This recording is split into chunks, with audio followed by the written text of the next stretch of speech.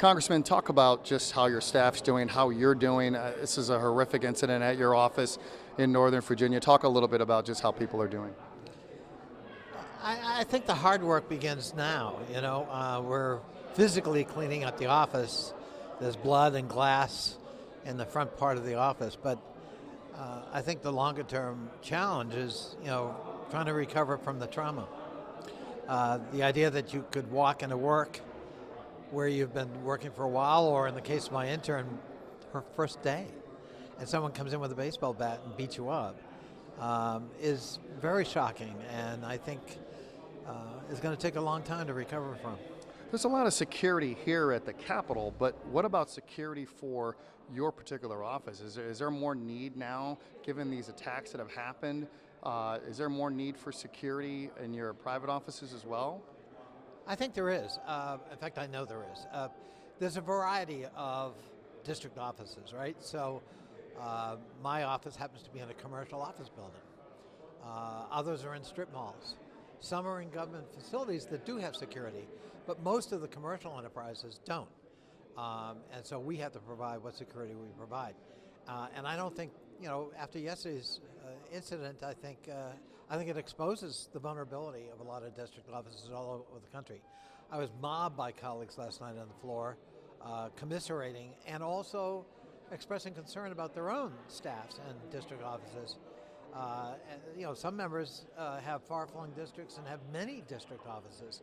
So providing security for every one of them is going to be a challenge. So I do think that's the next chapter in the security discussion here in Congress.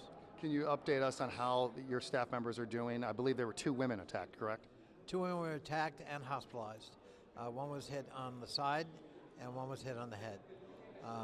Thank God, both of them were released from the hospital last night, meaning that hopefully their injuries weren't the worst that we were imagining they could be, and they're on the road physically to recovery.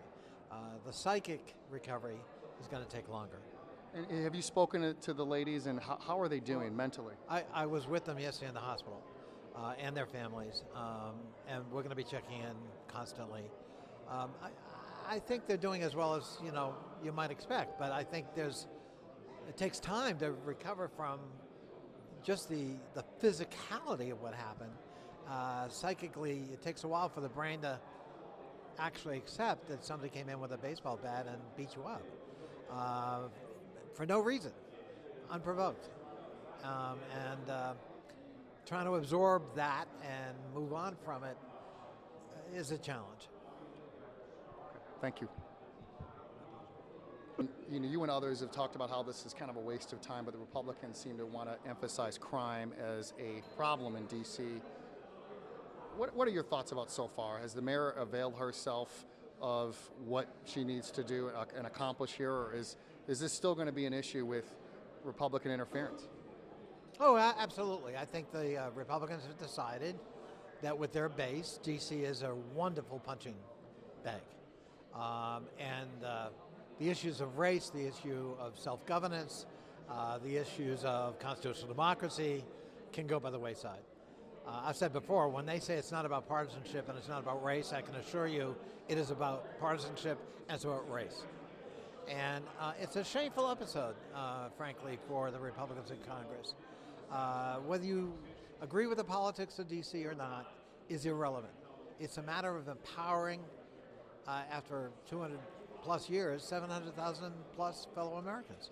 We're the only capital of any industrialized democracy that does not allow the citizens of its capital to have voting representation in their legislative body.